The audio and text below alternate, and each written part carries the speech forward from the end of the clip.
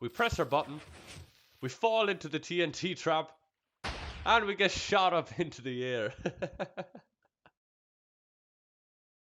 So one of my favorite things to do in the game is to create secret hidden traps in Minecraft. So that's why in today's video, I want to try and come up with 3 ways that I can trap doors in Minecraft. So I found this overhang here in the world, and that's important because the first thing I want to try and do is create an anvil trap that when I try and open the door to a base, anvils will drop on me from above. So, for the sake of this video, let's imagine that this is the entrance to our base. So what I want to do is I want to find a way that when someone comes up and tries to open the doors to our base when we put a button here on the wall, it's going to actually activate a system that's going to drop anvils on our heads and then hopefully be able to reload the system so that we can do it multiple times. So first thing I've done is I stopped the doors from being able to open. And what I did was I just put some torches down below this so that when the button is pressed, because the torches are on, the door isn't going to open. So even if they press the button to get in here and they miss the anvils, they still actually won't be able to get in the door. Alright, so I come up with just a very simple test right now just to see if this height will actually be enough to do the job. So what I did was I just have some pistons up here with some anvils on top. And let's see if this initial system will actually work. So let's go into survival mode and let's flip the lever. Yes, yes. Okay, oh no, my spawn. Alright, so I got everything hidden away at the moment. So now, for the final test of the way it is right now, we're going to press our button, try to open the door, and 4 anvils are going to land on our head. Okay, that's perfect. Alright, so what I've now done is I've just added a second layer to this. So essentially, we can reload this thing and have 2 goes at it without having to actually replace the anvils again. So hopefully, in theory, that means that first press of the button drops our first set of anvils.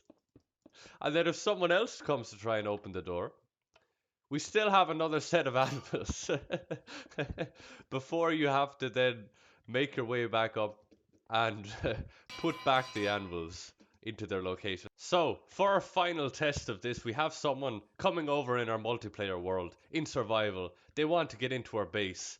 They try to open the doors. Why is it not working? They get crushed by the anvils. Then they try to come back again. They're gonna make sure they get in this time. They press the button again, still nothing happens, and killed again.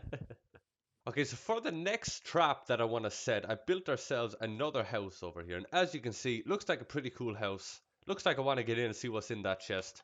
But again, nothing happens when we open the door. So what I want to do is when the button is pressed this time, I want the floor to drop out and for us to fall into one of my favorite things in the game, which is a TNT launcher. And so essentially, I want someone to press this button, drop down into a launcher, and then be shot super high into the air and then fall to the ground from there.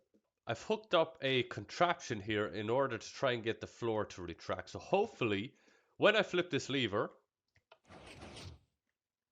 a hole opens up, a 2x2 gap, so that we can then fall into in order to shoot ourselves out of here. Now, I do need to hook it up so that the button is the one to do it, but it essentially works as is. Alright, so let's just see, now that I have a TNT cannon hooked up, if it's enough to do the job. So, I just set up a 2x2 one here, just to see. Hopefully this will get us high enough. Oh yes, it will. And then we hit the ground. Okay, so for the proper test, we're in survival mode. We're going to raid this house here. Oh, it looks pretty good. Let's see what's inside. We press our button. We fall into the TNT trap. And we get shot up into the air. The ground gets filled in. And we hit the ground too hard. That is perfect. And then when you come back, it looks like nothing ever happened.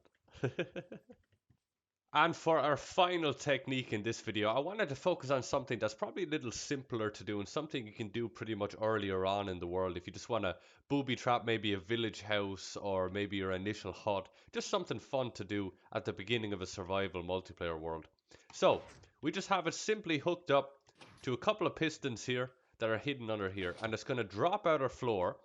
And I want to kind of just create essentially a lava dungeon that they fall into, because they'll also lose all of their items when they do this as well.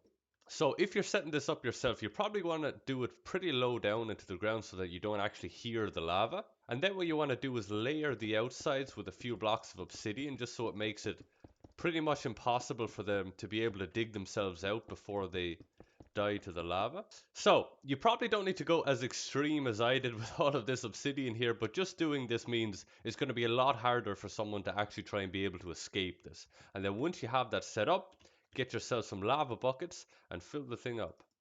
And so this time I decided to hook it up to just a pressure plate on the floor. So when someone's walking over to your house, they'll fall into the lava, and then before they even get a chance, it's too late to escape.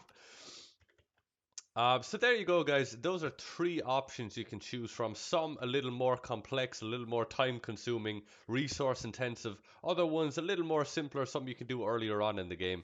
But they're all pretty fun to do in multiplayer. So if you guys liked the video, give it a like, and I'll see you all in the next video.